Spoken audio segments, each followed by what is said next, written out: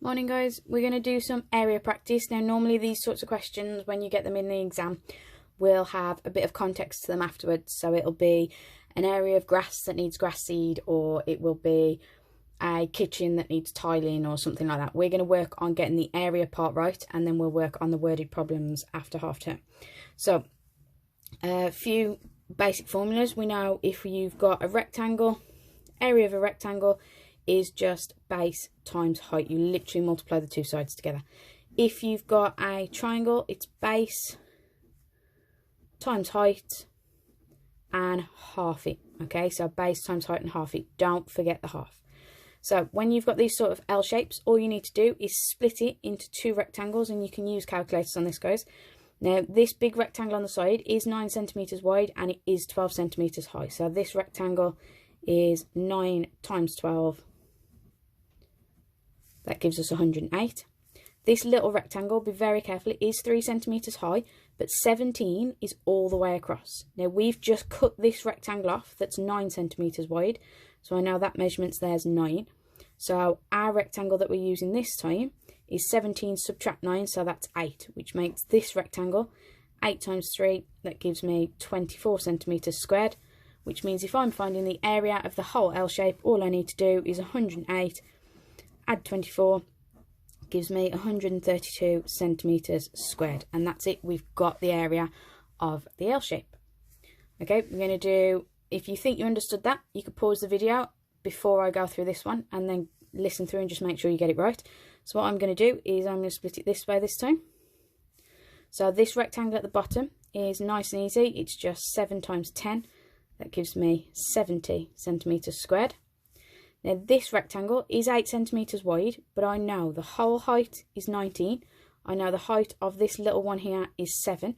So if I do 19 subtract 7, I'm left with a height here of 12 centimeters, which means this area is 8 times 12 is 96 centimeters squared.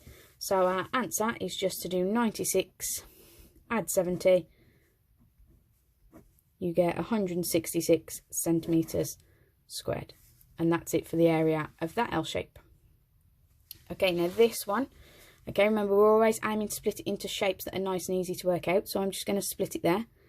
That gives me a rectangle and a triangle. Now for the rectangle, it's 5 centimeters wide and 8 centimeters high, so 5 times 8 gives me 40. Now the triangle, if I know all the way along is 16, but I know the width of this one is 5, I know the height of just the triangle itself is now 11, since 16 subtract 5 would give me 11.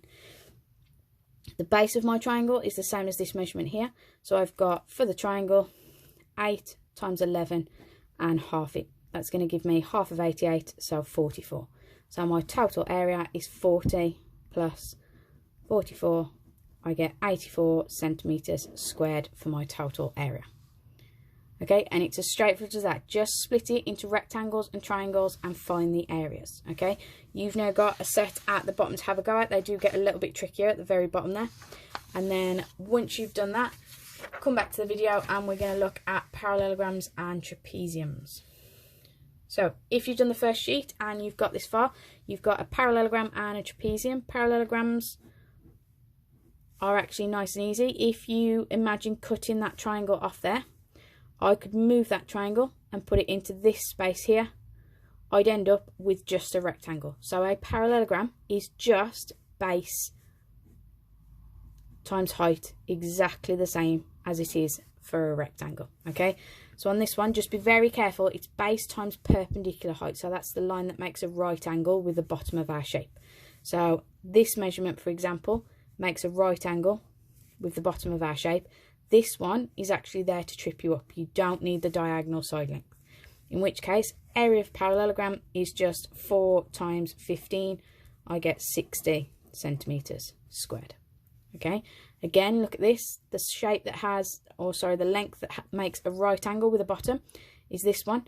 So this is put there to trip you up. In which case, all I need to do is 8 times 12. I get 96 centimeters squared. So nice and straightforward for a parallelogram. Now, a trapezium is a shape that has two sides of parallel length. Okay, two parallel sides. Now those two parallel sides you label as A and B. The distance between them we're going to call H. And so the formula for a trapezium is to add together the parallel sides, times it by the height, and half it. Okay, so on this one, these are my two parallel sides. So I'm going to do 22 add 8. I'm going to times it by the distance between, which is 5, and I'm going to half it. Now you can type it straight into a calculator exactly as you've just written it. So what I mean by that is fraction button.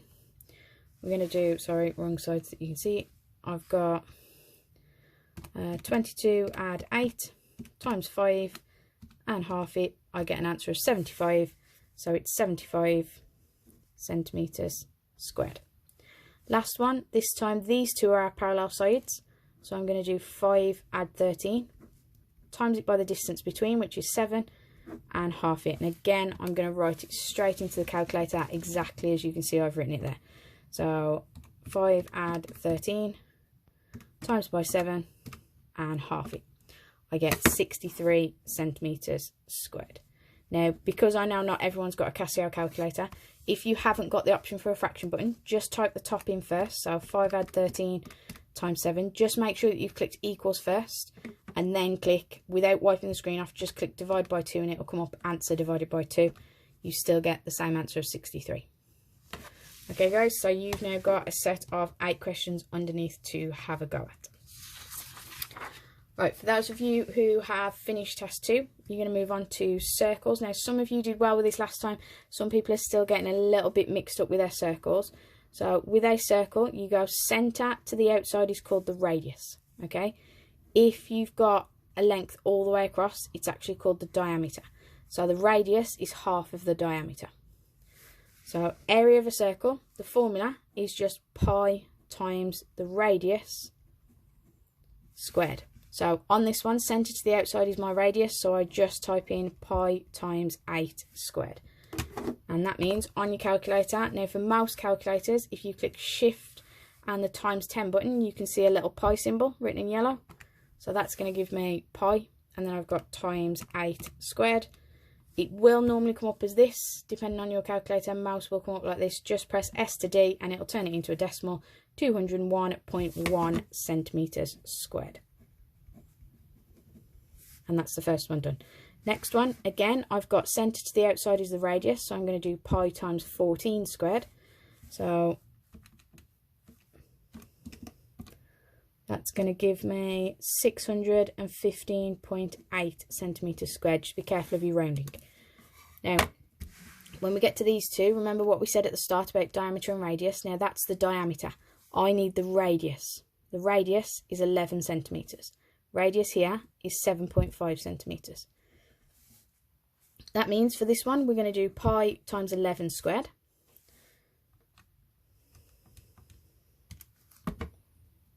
That's going to give me 380.1 centimetres squared.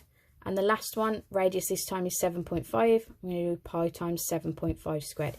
Don't ignore the decimal, it still has to be there.